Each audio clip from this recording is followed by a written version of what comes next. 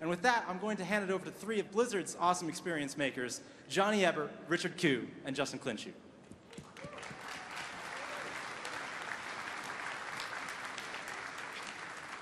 Hey everybody, I'm Johnny Ebert. I'm a senior designer on Heart of the Swarm. Today I'm going to be talking to you about Blizzard Dota.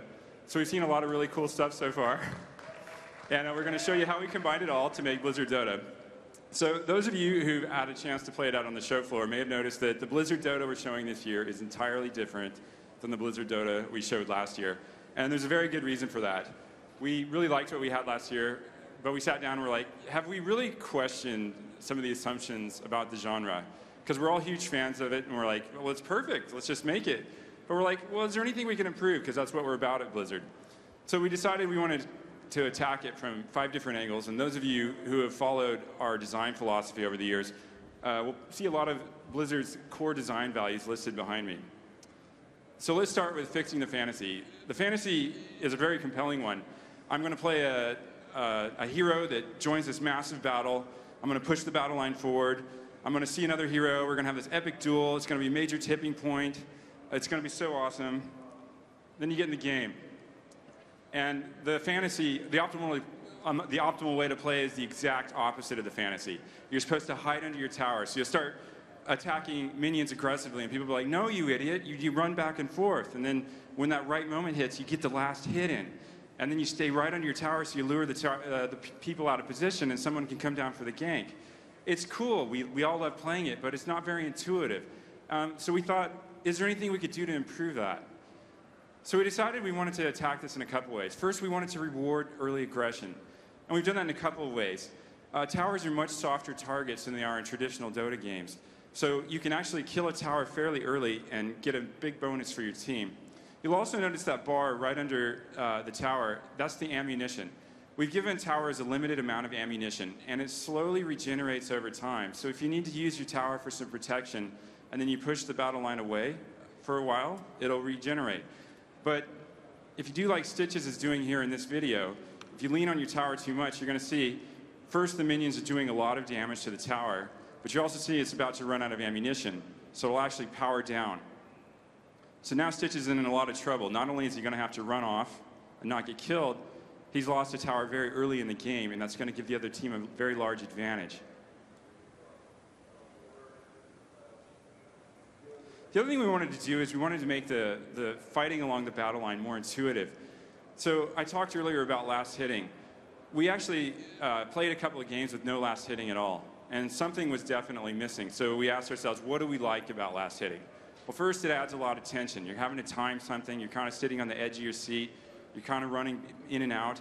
There's a lot of positional gameplay. You have to kind of keep in mind where your opponent is. Those are very good things. So we're like, is there a way we could get that in a more intuitive way that makes more sense? So we came up with the idea of the health globe. So you see that flag bearer in the middle of this picture here. He has this globe over his head. If you kill him, he'll drop a globe that you can pick up that'll give you a pretty decent chunk of your health and mana back. And what we like about this is it still has that tension, it has that positional gameplay, you have to time it well, but it also makes a lot more sense because you understand why you're winning or losing. If you're getting your globes and denying the enemy, you'll have a lot more health and mana. And it'll be pretty obvious why. Whereas like if you're getting last hit and you're getting this gold bonus, it's going to be several minutes into the game, so there's less of that cause of an effect. Hello. It's my turn to speak. Okay, so one of the opportunities that we saw that we could improve Blizzard Dota was the concept of boots. So there comes a certain point in Dota-style games where heroes have to buy boots. There's not a lot of gameplay to it. If you don't have boots, you get chased down by heroes with boots. And later on, if you don't improve your boots, you get chased down by heroes with the better boots. We figured that gameplay gets kind of like some of the back-and-forth gameplay that you want, but we thought we could do it a little bit better. So in Blizzard Dota, we introduced the concept of mounts. So you can see here, our heroes are preparing to go into battle. After a brief 2-second channel time, they actually will mount up. As you can see, while mounted, the heroes actually move a lot faster. This gets you the gameplay of what boots get you as far as strategic value goes, because you can respond to threats, you can get to places a lot faster. But it's actually a lot easier to respond to like a lane being pushed. It also gets you into places that the enemy would not expect. Another thing that you can also do with mounts is chase down that enemy hero that's trying to get away, and then you can perform the finishing blow. So we've talked about ways we're trying to fix the fantasy. Let's talk about another thing that's very near and dear to our hearts at Blizzard. It's making our game easy to learn and difficult to master. So we're all huge fans, and none of us wanted to change anything at first. But then we kind of asked ourselves, like, how do you play Dota? Walk me through it. And we're like, well, it's really easy. First, you go to the wiki, you pick a hero you like, and you go to the wiki page. And that hero is going to have 3 or 4 builds. And then of that, you pick the build that sounds kind of cool. It's going to have 2 or 3 item builds, so you pick your item build. And then if he's a jungler, he has 1 or 2 jungling patterns he's going to use. And so you're sitting there with your laptop next to your PC, and you're kind of reading back and forth. And we're like, really? You know, and it's really cool that we're teaching kids the value of studying hard, for a test and stuff. But it doesn't make for very compelling gameplay. So we always felt at Blizzard like the complexity and the depth needs to be on the back end. I could spend 3 minutes explaining to you how to play chess. You could spend a lifetime never mastering it. That's where the depth belongs, in the back end. So we've decided we needed to kind of attack this in a couple of ways. The first one was the stats. The stats in traditional Dota games, it's on par in complexity with something like World of Warcraft. And it works really well in a game like World of Warcraft because you have like 100 hours or way more to kind of ease into it. You can sit in Dalaran, you can sit in Stormwind, you can browse the auction house, you can try different things on, you can hit your targeting dummy, learn your rotation. Dota, not so much. You have like 30 seconds maybe to pick your item, get out to the battlefield, a lot going on. So we thought we needed to kind of reduce the stats to their essence. And what we kind of settled on were health, damage, and mastery. Mastery is a very simple stat. It just lowers the cooldown on your abilities, gives you some extra mana. And we got rid of what we call hidden stats, or stats that make you do math. Armor, kind of cool, but it's really just a hidden form of health that's making you do math in your head. Attack speed, very similar, very hidden form of damage. I do 70 damage, he does 50 damage, I'm going to kill him. Oh wait, his attack speed is 3 times faster than me. I forgot to carry the 1, I lose. Not so cool.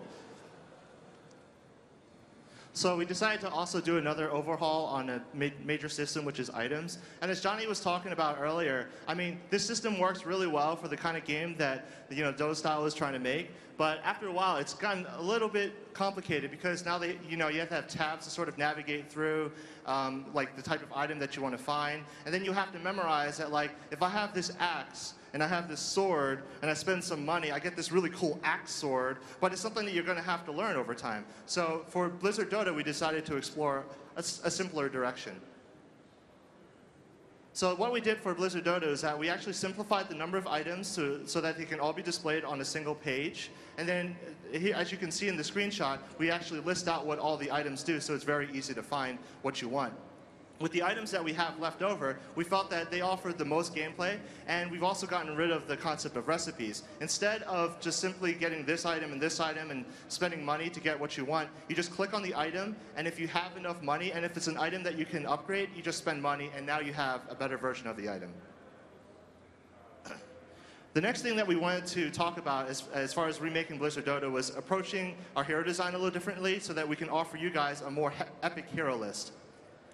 One of the really cool things about our trans-dimensional pocket universe that happens to take place in Cyberworld is that there aren't any real rules as to why certain heroes could be in here and why certain heroes aren't. So we're allowed to use heroes from all of our Blizzard universes, whether it's like Arthas and Uther from Warcraft, Zeratul from StarCraft 2, or StarCraft, or Witch Doctor from Diablo. After we came up with a really long list of heroes, we decided to apply some RTS design philosophy to sort of figure out what those hero roles are and what those roles do.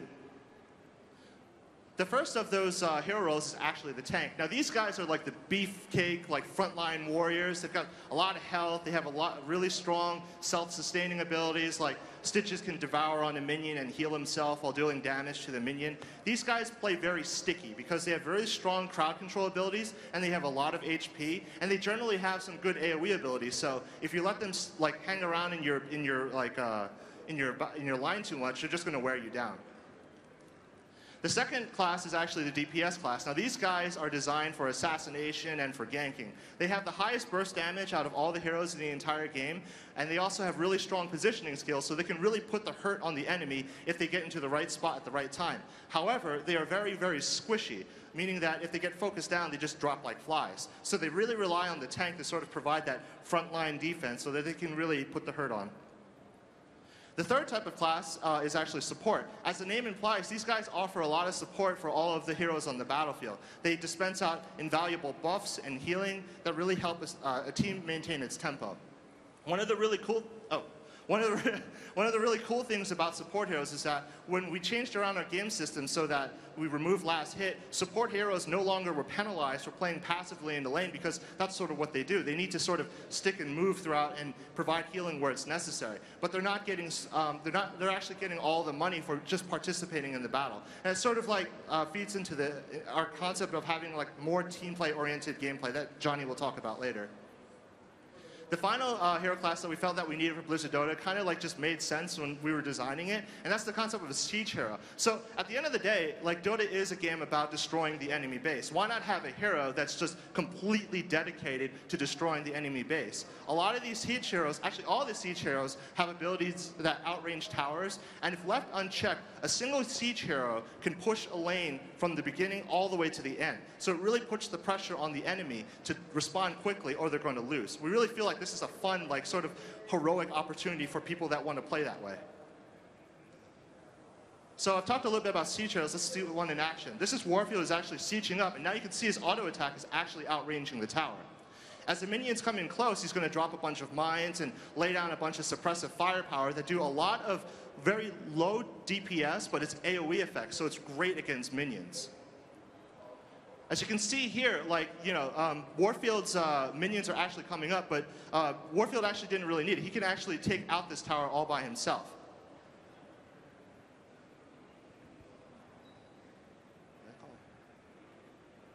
If there were DPS meters in Blizzard Dota, these guys would be topping the charts all the time. The final thing, like I'm sure many of you who are familiar with Blizzard design philosophy, is that we decided to design our heroes with like core game mechanics that we didn't want to duplicate from one hero to another. All the heroes are going to have signature abilities that will make them stand out from the rest, and we really want to put a lot of tender love and care into each and every one of our heroes. So another thing we wanted to do is we wanted to create a more exciting metagame, and the cue we took from that was StarCraft 2. And what we love about StarCraft 2 is the metagame is varied. You have short games, medium games, long games. You have games where you die to dirty tricks. I mean, we've all been 7-pooled by an intrepid Zergling player, and first time it happens, we're angry. We're like, this is not the game Dustin Browder designed. You should be ashamed of yourself, sir. But then you're like, well, maybe I should try it. And then you try it to somebody, like, haha, this is kind of cool, you know? So it adds depth, you know, the timing pushes like a Void Wraith Rush, really cool. We wanted to try to add that to Blizzard Dota. We want games that end very quickly at the 10-minute mark or at the 20-minute mark, 30-minute mark, multiple ways to win. Now, one way we're trying to do this is we're trying to introduce the concept of territory control. You have that river running across the map, divides it very evenly, towers kind of establish some control for you. You have those vast swaths of jungles that are no man's land. Well, we thought, what if we could put something in there that you could fight over, that you could capture, that would help your cause? So we put these merc camps, ogre merc camps out in the jungle. So you come out to a merc camp, and if you attack the ogres in the camp, they'll fight back. Usually it's in the mid-game, you need a couple of teammates to help you out with this. I'm kind of cheating here. And then once the ogres are dead, you'll see you start capturing the totem to the right.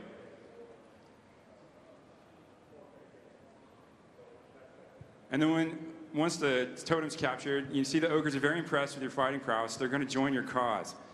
Now, the enemy can come back and capture this from you, but when you capture it, you'll see one melee minion and one ranged minion have been replaced by ogres. And they're much tougher. You see the ranged ogre in the back is actually doing area of effect damage. So what would normally be a very even fight here actually becomes very lopsided just with one camp. So if you capture a couple of these camps and the enemy doesn't respond, the game's going to start to end very quickly. Towers are going to get knocked down, lanes are going to get swept, you're going to have to respond, and it's going to spark a lot of really cool group fights.